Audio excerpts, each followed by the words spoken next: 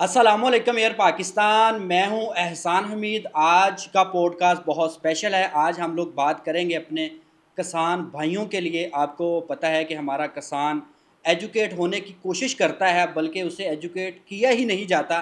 انہیں نہیں پتہ کہ ہمارے ایکسپرٹس کون سے ہیں، ہمیں کس سے سیکھنا ہے، ہمیں روایتی فصلوں سے کیسے جان چھڑوانی ہے۔ ہمارا کسان امیر ہونا چاہتا ہے لیکن ہو نہیں پاتا۔ اس کی وجہ کیا ہے؟ یعنی کہ کسان پیسے کمانا چاہتا ہے، بزنس مین بننا چاہتا ہے، بن نہیں پاتا۔ اس کے پیچھے کیا کیا وجوہات ہیں؟ آج میں نے قیمتی ٹائم لیا ہے بنیامین شوکت صاحب، جو کہ ماہر زراعت ہیں، باہر سے پڑھ کے آئے ہوئے ہیں اور ایگریکلچر کو بہت اچھے سے جانتے ہیں۔ ان سے بات کرتے ہیں۔ السلام علیکم سر۔ جی السلام احسان صاحب، کیسے ہیں آپ؟ ٹھیک ٹھاک ہیں؟ الحمدللہ، آپ کیسے ہیں؟ ٹھیک ٹھاک ہیں؟ میں بالکل ٹھیک ہوں۔ سب سے پہلے تو مجھے اختلاف ہے آپ کے انٹرو پہ آپ نے کہا جی کسان ایجوکیٹ ہونا چاہتا ہے۔ میں بتاؤں کہ کسان نا اپنا جو کنونشنل طریقہ ہے، روایتی طریقہ ہے، جو آباء و اجداد کا طریقہ ہے، معذرت کے ساتھ کسان وہ چھوڑنا ہی نہیں چاہتا۔ یہ بھی بات ہے۔ ٹھیک ہے، کسان کہتا ہے کہ جو میں کر رہا ہوں وہ بہترین ہے، مجھے یہ باہر سے پڑھے لکھے بابو آ کے نہ بتائیں گے ہمیں یہ کرنا ہے۔ یہ پریکٹیکلی میں آپ کو بتا رہا ہوں، جب ہم فیلڈ میں جاتے ہیں تو ہمیں اس طرح کا رسپانس ملتا ہے، جی انہوں ان کی پتہ ہے باہروں آگے پڑھ کے، تو انہوں ان کی پتہ ہے پاکستان کس طرح ہوتی زراعت۔ تو یہ ایکچول چیز ہے، ایکچول حقیقت یہ ہے۔ تو مجھے بتائیے کہ سب سے پہلے کہ بنیامین شوکت صاحب ہے کون؟ دیکھیں، بائی پروفیشن اینڈ بائی پیشن یہ میرا تعلق زراعت سے ہے، کمرشل فارمنگ سے ہے، لائف سٹاک اور ایگریکلچر فارمنگ جو ہے یہ ہم کرتے ہیں، کرواتے ہیں اور لوگوں کو کنسلٹنسی دیتے ہیں، اور بہت ساری چیزوں کے جو بنیادیں ہیں وہ الحمدللہ ہم نے پاکستان میں رکھی ہیں۔ ہم نے پاکستان میں bio flock fish farming introduce کروائی ہے، ہم نے hydroponic food production technology Pakistan میں انٹروڈیوس کروائی ہے۔ اسی طرح ہم نے جو کمرشل لائف سٹاک فارمنگ ہے اس میں بہت ساری نئی چیزیں جو ہیں وہ پاکستان میں انٹروڈیوس کروائی ہیں، اور لوگ اس کو، جو لوگ جانتے ہیں وہ اس کو ایڈمائر کرتے ہیں، سمجھتے ہیں، اس سے مستفید ہو رہے ہیں اس وقت۔ سر مجھے اب بات آپ نے پہلے ہی کی ہے، کسان ہمارا ایجوکیٹ کیوں نہیں ہونا چاہتا، یا پھر اسے اس طرح کے بندے نہیں ملتے؟ آج کل تو زراعت کے محکمے بھی ہیں، وہ سٹینڈیاں لگا کے فیلڈ میں بھی جاتے ہیں، لیکن تبدیلی ہمیں زیرو نظر آتی ہے۔ اس کی کیا وجوہات ہے؟ اچھا، اس کی سب سے بڑی وجہ جو آپ نے بتائی ہے یہ وہی ہے، جو ہمارے ایکسٹینشن ورکرز ہیں انہوں نے اتنا ڈس اپوائنٹ کیا ہوا ہے فارمر کو، اتنا ڈس اپوائنٹ کیا ہوا ہے کہ فارمر اب کوئی بندہ جائے نا ان کو باہر سے ایجوکیٹ کرنے، تو اس کے ذہن میں فوری طور پہ آ جاتا ہے کہ یار اس بندے نے پچھلے سال میری فصل خراب کروائی سی، انہیں خود نہیں پتا یہ کرواتے ہیں۔ اچھا، اب پرابلم کیا ہے؟ پرابلم یہ ہے کہ ہمارا فریش بچہ نکلا یونیورسٹی سے، ہم نے پی سی ایس کا ایگزام لیا اس سے، اس کا حافظہ چیک کیا، اچھا ہے، ٹھیک ہے، اس کو رٹا اچھا لگا لیتا ہے، اس کو ہم نے ایکسٹینشن آفیسر لگا دیا۔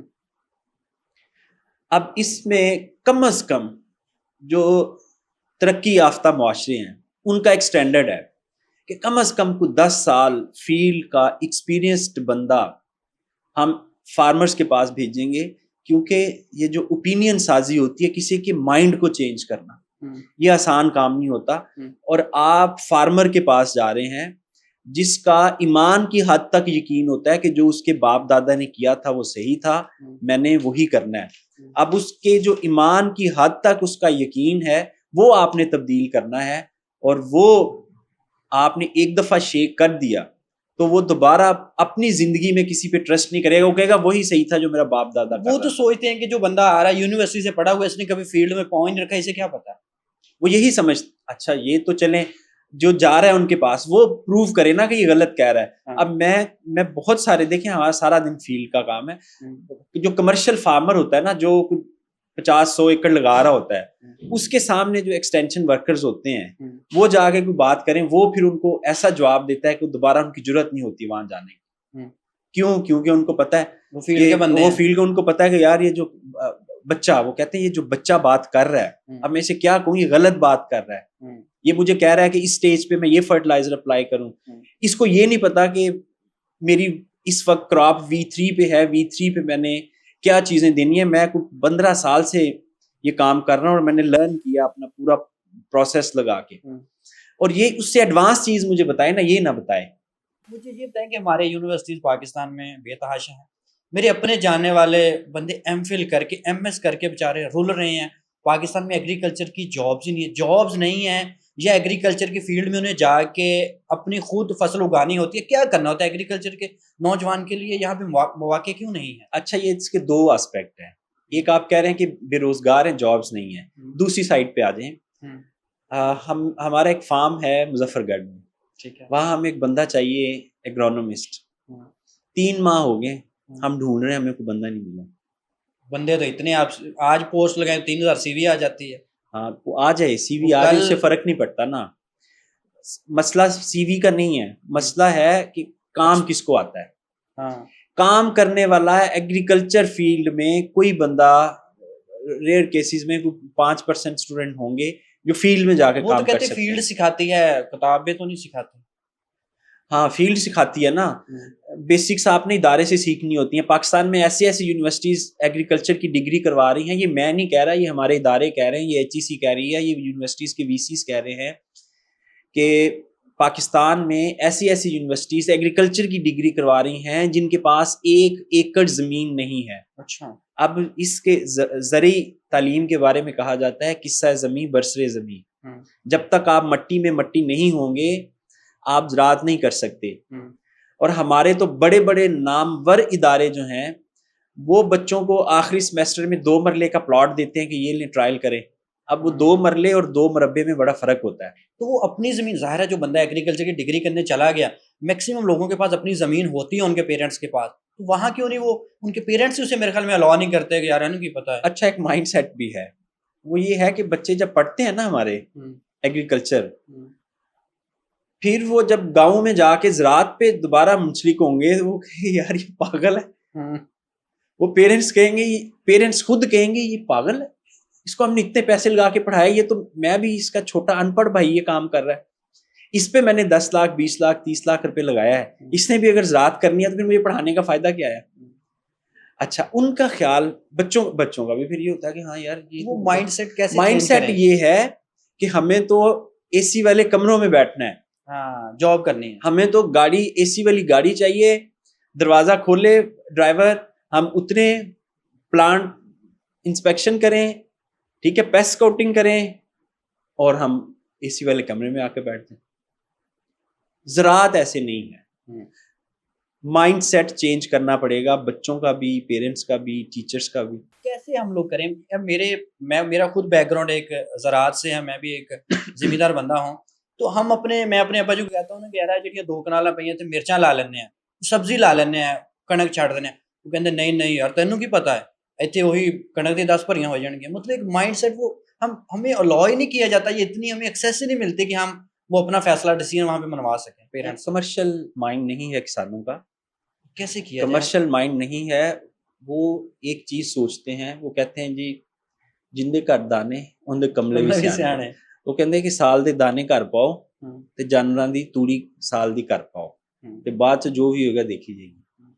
حالانکہ آپ اگر کوئی ویلیو ایڈڈ کراپ لگا لیتے ہیں، آن دا ادر ہینڈ باقی فصلیں دیکھ لیں ساری بہتر ریٹ پہ ہیں، تو اگر ہم یہ چیز ذہن سے نکال دیں کہ بھئی گندم ہم خرید بھی سکتے ہیں، ہم اس کی جگہ کوئی ویلیو ایڈڈ کراپ لگا لیں، ہمیں زیادہ فائدہ ہو سکتا ہے. لیکن بہرحال یہ ٹریڈیشن ہے، ایک لمبی سٹوری ہے. حکومت کا ایک ادارہ ہے، اس کو ایگریکلچر ایکسٹینشن سروسز کا ڈپارٹمنٹ کہتے ہیں. تو بیسیکلی اس کے آبجیکٹیوز میں یہ شامل تھا کہ کسانوں کو کنونس کرنا ہے، کسانوں کو سمجھانا ہے، کسانوں کو بتانا ہے. اور ایک اور انفارچونیٹ یہ ہوا کہ ہمارے اس ادارے نے جو کام کرنا تھا ایکسٹینشن سروس کا، وہ ایک تو وہ کر نہیں پائے، دوسرا انہوں نے جو ٹرسٹ تھا وہ شیک کر دیا فارمرز کا. اب وہ اور بھی پڑھا لکھا بندہ جاتا ہے ان کو بتانے، اس پہ ٹرسٹ نہیں کرتے. یہ الٹا نہ ڈیمیج ہو گیا کام. یہ مطلب ایسے بندے جا کے جن کی ایکسپرٹیز ہی نہیں تھی، ایکسپرٹیز نہیں ہوتی نا، تو جب فارمرز کے ساتھ جا کے وہ ڈسکشنز کرتے ہیں، دیکھیں چھوٹے فارمر کو بتانا بات وہ اور بات ہوتی ہے، جب آپ کمرشل فارمز پہ جاتے ہیں. اب کسانوں کے لیے سب سے جو لرننگ فیز ہوتا ہے نا، وہ ان کے جو پیئر فارمرز ہوتے ہیں وہ ہیں. ان کے جو نیبرنگ فارمرز جو سکسیس سٹوریز ہوتی ہیں وہ پھر ان سے زیادہ لرن کرتے ہیں. اب یہ ڈپینڈ کرتا ہے کہ وہ بندہ پریکٹس صحیح کر رہا ہے غلط کر رہا ہے. لیکن بہرحال سینگ از بلیونگ، فارمر جو ہے وہ پھر جو اس کے ساتھ والے فارمر نے کاشت کیا ہوتا ہے, جو اس کو پتہ ہوتا ہے کہ یار یہ بندہ صحیح کر رہا ہے, چلو میں بھی یہ کر لیتا ہوں. سر مجھے بتائیں کہ ہمارا کسان امیر ہونا چاہتا ہے, بزنس مین بننا چاہتا ہے, لیکن جب وہ گندم کے ریٹ دیکھتا ہے پریشان ہو جاتا ہے, تو ان کو ریٹ نہیں مارکیٹ سے اچھے ملتے. تو مجھے بتائیں کہ گندم کے یا روایتی فصلوں کے الٹرنیٹیو کون کون سی, اس طرح کی 10-20 فصلیں آپ بتا سکتے ہیں کہ جس سے کسان ہمارا امیر ہو یا اسے بھی پیسہ اس کی جیب میں جائے؟ اچھا, میرا خیال ہے کسان نہیں امیر ہونا چاہتا. امیر ہونے کے لیے ایک تو وقت بڑا ضائع کرتا ہے, میں خود بھی کمفرٹ زون جو ہوتا ہے نا اس کو توڑنا پڑتا ہے.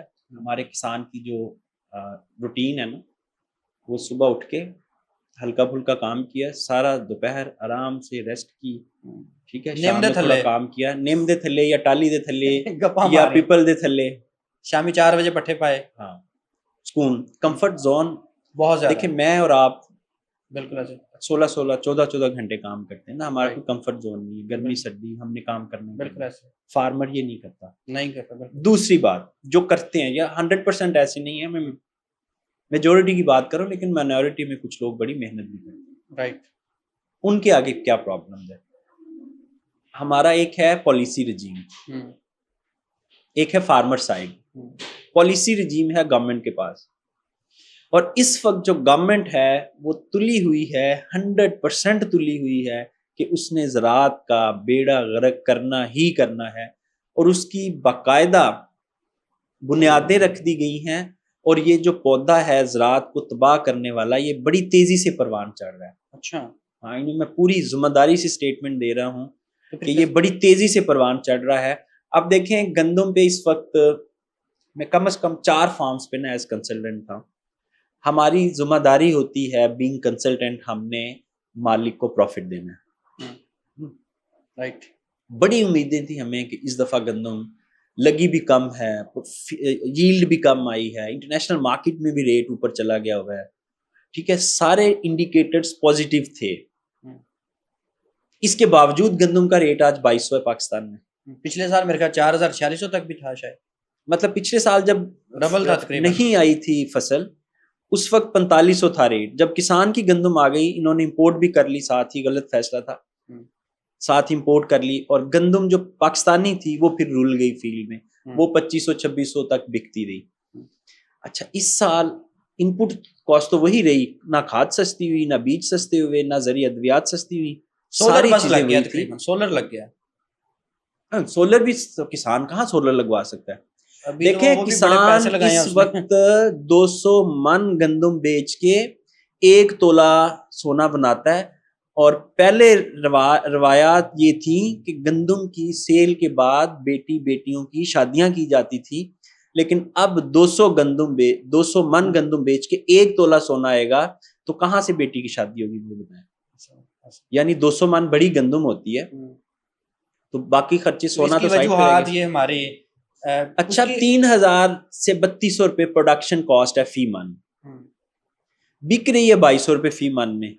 اب یہ جو بیچ والا 1000-1200 روپے کا, یہ میں نہیں کہہ رہا, یہ آپ کی جو ویٹ کمیٹی ہے گندم کے اوپر, ایک گورنمنٹ نے کمیٹی بنائی ہوئی ہے, اس کے چیئرمین ہیں آپ کے رانا تنویر حسین. یہ ان کی سٹیٹمنٹ ہے, اور کسی حد تک درست ہے. نمبر انہوں نے کم بتایا, وہ کہہ رہے تھے 500 روپے فی من کسانوں کو لاس ہو رہا ہے. اس وقت کسان تنظیمیں بھی وہاں موجود تھی, باقی سٹیک ہولڈر بھی موجود تھے. کسان کہہ رہے تھے 1500 روپے فی من نقصان ہے. اگر آن ایوریج دیکھیں تو یہ 1000 سے 1200 روپے فی من ریئل میں نقصان ہے. اب یہ دیکھیں کہ گورنمنٹ خود ایڈمٹ کر رہی ہے کہ 500 روپے فی من نقصان ہے. تو اب مجھے یہ بتائیں کہ وہ کسان کیسے خوشحال ہوگا جس کو گورنمنٹ ایڈمٹ کر کے کہ یہ آپ کو نقصان ہم پہنچا رہے ہیں, برداشت کرو, تو وہ پھر اس کی خوشحالی کہاں گئی. وہ کہتے ہیں آگے, پہلے لوگ کہتے ہیں گورنمنٹ کہتے ہیں روٹی سستی کریں, اب کہتے ہیں ہم نے گندم سستی کی تو کسان پٹ رہا ہے. اچھا, کسان تنظیموں کا مطالبہ یہ تھا کہ اب ڈی کیپ کریں پرائس. وہ اب یہ مجھے یہ نہیں سمجھ آتی کہ ہماری گورنمنٹ پاگل کس کو بنا رہی ہے. یعنی کسان کیا نانسنس ہے. آپ نے جو آٹے سے یا گندم سے جو چیز بننی ہے روٹی, اس کی آپ نے پرائس کیپ کر دی ہے. وہ آپ کہہ رہے ہیں جی 10 روپے میں دیں. اب تندور والے نے وہ گندم کہاں سے خریدنی ہے, آٹا کہاں سے خریدنا ہے, اسی گندم سے ہی. بالکل. تو آپ اس گندم کی پرائس کیپ کریں، ڈی کیپ کریں، ریگولیٹ کریں، ڈی ریگولیٹ کریں، کیا فرق پڑے گا؟ جب اس کی روٹی کی پرائس آپ نے فکس کر دی. ہم ہمسایہ ملک کی اکثر بات کرتے ہیں ایک جیسی، 70-72 ہم سارے ایک جیسی ہیں، وہ بھی ہمارے جیسے کسان، لیکن پالیسی میٹر دیکھیں.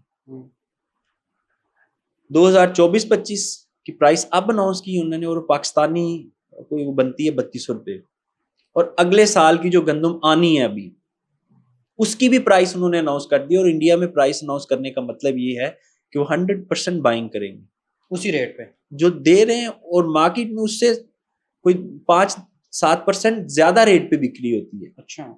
اور وہ they are very much secure. Pakistan میں کسان اس وقت اتنا انسیکیور ہے کہ پچھلے سال گندم رلی، اس کے بعد چاول رلا، چاول کی قیمت بھی آدھی آئی، اس کے بعد پھر سبزی والوں کا وہ حال، وہ حشر ہوا. 5 روپے کلو گوبھی بازاروں میں بکتی رہی، سب نے 2 روپے بھی چلتی رہی ہے. یہ اینڈ پہ تو کسانوں نے چلایا نا، ہل چلایا نا بیچ میں. اب پیاز دیکھ لیں، پیاز اس وقت کسان سے 15 روپے کلو میں اٹھایا جا رہا ہے. اس کی پروڈکشن کاسٹ تو تقریباً 35 روپے فی کلو، اور 15 روپے لے رہے ہیں. کتنا لاس ہے اس کو. اور گوبھی میں فی ایکڑ 1.5 لاکھ روپے کسانوں نے لاس کیا. میں پرسنلی جانتا ہوں فارمرز کو، ہمارا کام نہیں ہے. میں بھی ریکارڈنگ کر کے آیا تھا یہ. اب یہ دیکھیں کہ کسی ایک جگہ پہ تو کشن دیں آپ فارمر، کسی ایک جگہ پہ، کسی ایک فصل میں وہ بریتھنگ سپیس دیں اسے. نہیں کمانا تو اب چھوڑو، کسان کی کمانے کی تو اچھا. اب آپ کی رورل اکانومی جو تھی وہ ٹوٹل کولیپس ہو گئی. اب رورل ایریا کے بازار جا کے دیکھیں، جب کسان کے پاس پیسہ نہیں ہوگا تو آپ کی رورل اکانومی کہاں سے چلے گی؟ سر یہی بات ہے. میں فیصل آباد مارکیٹنگ کے ادارے میں بندہ ہوں، مختلف دکانوں کی ویڈیو بناتا ہوں. فیصل آباد کا دکاندار لاہور کے تاجر ویلے بیٹھے، میں نے کہا جی آپ کیوں؟ وہ کہتا ہے جو گاؤں کا دکاندار ہے وہ مال نہیں خریدتا. جب دیہاتی بندے نے جوتا نہیں چینج کرنا، نہ چھوٹے دکاندار سے خریدے گا، نہ وہ بڑی مارکیٹ میں خریدنے آئے گا، نہ مینوفیکچر پھر بنائے گا، وہ سارا سسٹم سٹک ہو گیا. سارا سسٹم کولیپس ہو گیا ہوا ہے. ہمیں یہ لگ رہا ہے کہ ہم نے چیزیں سستی کر دی ہیں، حکومت کو یہ لگ رہا ہے کم از کم. لیکن سستی کون سی کی ہیں؟ جو کسان اگا رہا ہے. جو کسان اگا رہا ہے صرف وہ چیزیں سستی ہوئی نا. کیا آپ کا پیٹرول ڈیزل سستا ہوا؟ کیا آپ کی بجلی سستی ہوئی؟ کیا آپ کا سونا سستا ہوا؟ گیس؟ کیا آپ کا گیس سستا ہوا؟ کیا آپ کا لوہا سستا ہوا؟ کیا آپ کی امپورٹڈ چیزیں ہیں وہ سستی؟ کچھ سستا نہیں ہوا نا. صرف ہم کس کو دبا رہے ہیں؟ کسان کو. دبا نہیں رہے. اب نچوڑنے پہ بات آئی ہوئی ہے، اب ہم اس کو نچوڑ رہے ہیں. ٹھیک ہے، اب نچوڑ کے اس کو سکنے ڈالیں گے.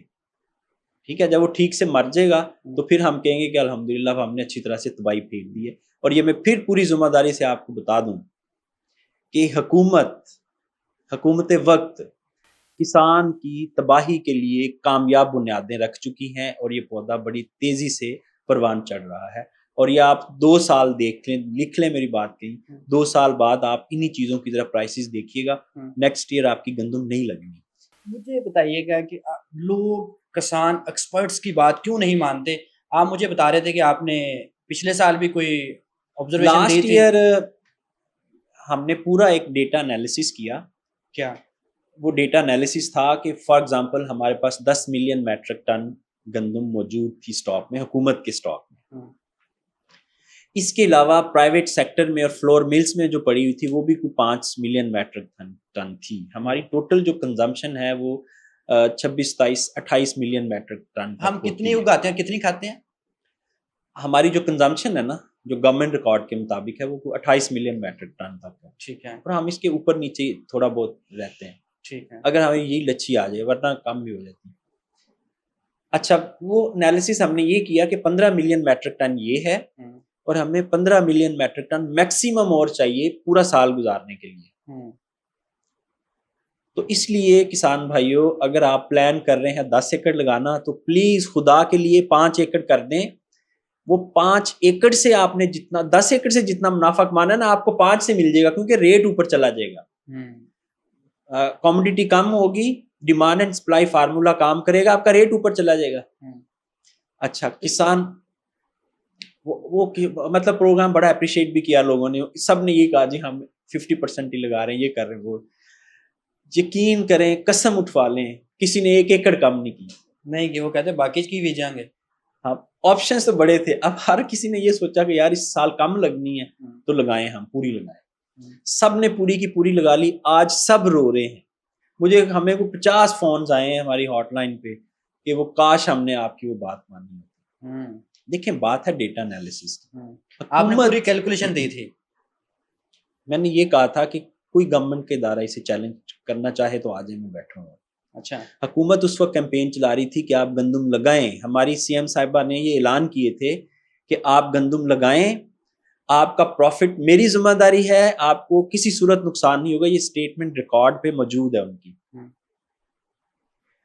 اس وقت بھی میں نے کہا تھا کہ یہ نہیں پوسیبل, کسان بھائیو یہ نہیں پوسیبل, آپ سن لیں یہ باتیں. لیکن 50% پہ آ گئے, نہیں آئے. آج رو رہے. اب مجھے یہ بتائیں, میں نے بعد میں اس کے ایک پروگرام کیا, میں نے ان کو کہا کہ اب یہ پروگرام لیں, کلپ لے کے جائیں, اپنے منسٹر کے پاس جائیں, ایم پی کے پاس جائیں, ایم این اے کے پاس جائیں, اپنے سیکٹری کے پاس جائیں, فوڈ ڈپارٹمنٹ, سب کے سامنے جا کے روئیں کہ آپ کے کہنے پہ ہم نے یہ لگائی تھی گندم, اب ہمیں لاس ہو رہا ہے, اب خریدیں یا پرائس اس کی سیٹ کروائیں مارکیٹ میں. لیکن آپ کو پتہ ہے ہم تو ڈیلیبریٹلی یہ چیزیں اس طرف لے کے جا رہے ہیں نا.